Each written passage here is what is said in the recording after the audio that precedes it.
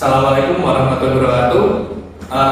Sebelumnya perkenalkan, nama saya Fajar Maulana dengan NIK ES11 2023 01 2024 dan saya Nabila Nurgawati dengan NIM E11 2023 01219. Di sini kami ingin mempresentasikan tentang perancangan sistem pendingin laptop otomatis menggunakan logika fuzzy, yaitu dengan mata kuliah sistem cerdas. Baik, untuk yang pertama itu ada pendahuluan, di mana perkembangan teknologi laptop memudahkan mobilitas kerja, namun penggunaan dalam waktu lama dapat menyebabkan overheating pada komponen seperti CPU dan GPU, menurunkan performa serta umur perangkat. Untuk mengatasinya diperlukan sistem pendinginan adaptif dan efisien, sehingga logika fuzzy ini menjadi solusi karena mampu mengambil keputusan secara fleksibel dengan mempertimbangkan ketidakpastian melalui membership function yang gradual. Penelitian sistem pendingin laptop otomatis berbasis logika fuzzy ini menggunakan atau mengusulkan peraturan kecepatan kipas otomatis berdasarkan suhu laptop dan suhu lingkungan, sehingga pendingin lebih optimal, efisien meningkat, dan umur perangkat lebih panjang, sekaligus menjadi contoh penerapan sistem cerdas dalam kendali otomatis. Oke, dari pendahuluan tersebut kita dapat merumuskan masalah, yaitu yang pertama, bagaimana cara membuat sistem yang bisa mengatur kecepatan kipas laptop secara otomatis berdasarkan suhu kipas, suhu laptop dan suhu di sekitar menggunakan logika fuzzy. Kemudian bagaimana menentukan bentuk fungsi keanggotaan atau membership function yang tepat agar sistem bisa bekerja dengan baik dan menyesuaikan perubahan suhu dengan cepat. Yang ketiga, bagaimana cara menguji dan mensimulasikan sistem logika fuzzy menggunakan program Python dan pustaka Scikit fuzzy. Kemudian yang keempat, apakah sistem berbasis logika fuzzy ini bisa bekerja lebih efisien dibandingkan dengan sistem pendingin laptop biasa? Nah, kemudian di sini ada tujuan dari pembuatan alat dan penelitian ini adalah sebagai berikut. Yang pertama itu membuat sistem pendingin laptop otomatis yang bisa menyesuaikan kecepatan kipas berdasarkan suhu laptop dan suhu lingkungan. Yang kedua itu untuk menerapkan metode logika fuzzy ini mengatur kecepatan kipas agar sistem bekerja efisien dan lebih cerdas. Selanjutnya untuk melakukan simulasi menggunakan Python dan Scikit fuzzy untuk melihat bagaimana sistem bekerja dalam berbagai kondisi suhu. Selanjutnya untuk mengetahui seberapa efektif sistem fuzzy ini dalam menjaga suhu laptop tetap stabil dan menghemat penggunaan daya kipas. Selanjutnya dari permasalahan rumusan masalah dan tujuannya, kita dapat mengkonsep logika fuzzy atau logika fuzzy bekerja melalui tiga tahap utama. Yaitu yang pertama, fuzifikasi atau mengubah data numerik menjadi nilai linguistik dengan menggunakan fungsi keanggotaan atau membership function. Kemudian yang kedua, inferensi atau proses penentuan keputusan berdasarkan aturan if-then rules. Kemudian yang ketiga adalah dezoomifikasi atau mengubah hasil keputusan linguistik menjadi nilai numerik untuk digunakan sebagai keluaran sistem. Kemudian di sini ada alat dan bahan.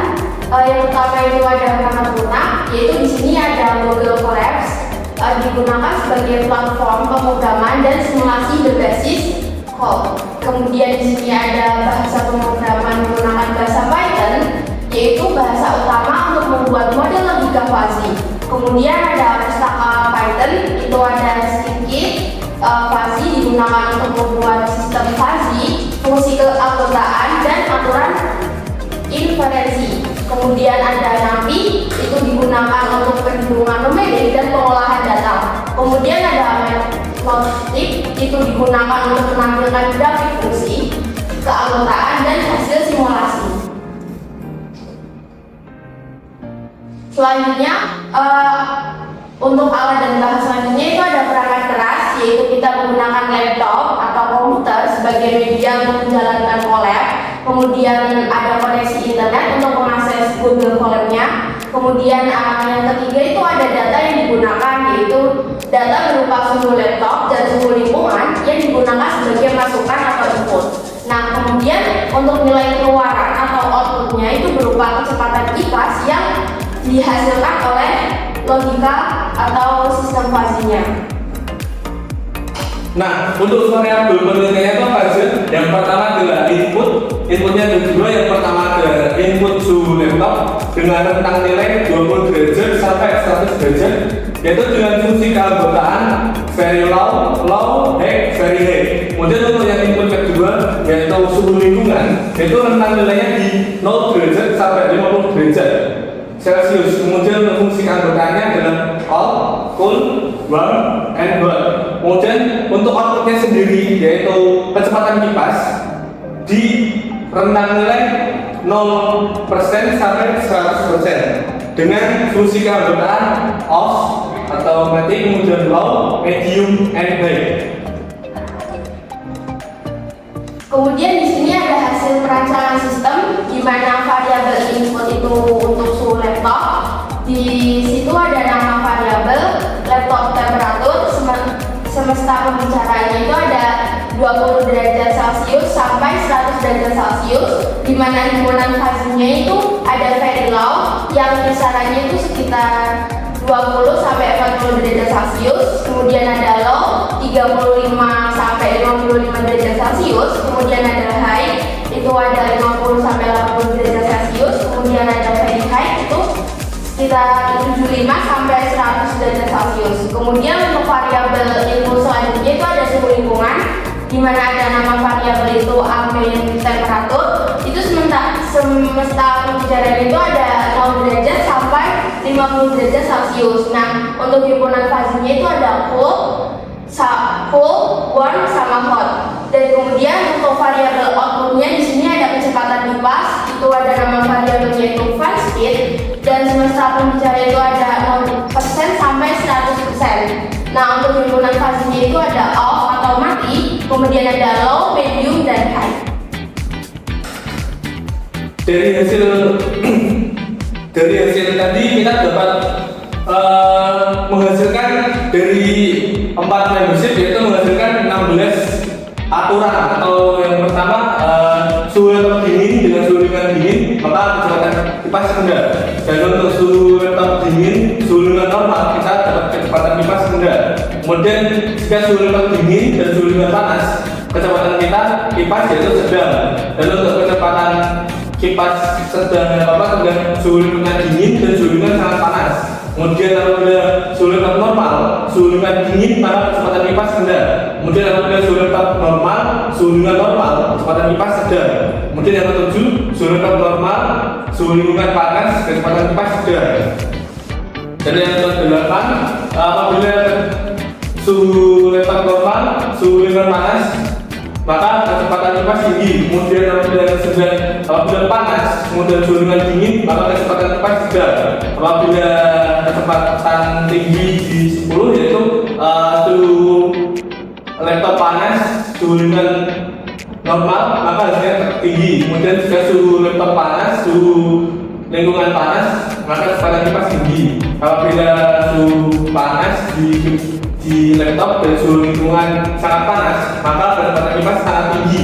Dan apabila di suhu laptopnya sangat panas semua, kemudian suhu lingkungannya dingin itu tinggi. Apabila suhu lingkungan normal maka sangat tinggi, dan apabila suhu lingkungan panas juga sangat tinggi. Dan yang terakhir, apabila suhu lingkungan dan suhu laptop sangat panas maka kecepatan kipas sangat tinggi. Nah, di sini ada hasil pengujiannya, di mana yang pertama itu suhu laptopnya itu 30 derajat Celcius dan suhu lingkungannya itu ada 25 derajat Celcius, maka kecepatan kipasnya itu ada 15%. Nah, kategori ini kita bisa sebut itu sebagai low. Terus kemudian ada suhu laptopnya 45 derajat Celcius dan suhu lingkungannya itu ada 30 derajat Celcius, maka kecepatan kipasnya itu ada 60%. Kita kategorikan sebagai medium. Kemudian ada suhu laptopnya 55 derajat Celcius, suhu lingkungannya 10 derajat Celcius, kemudian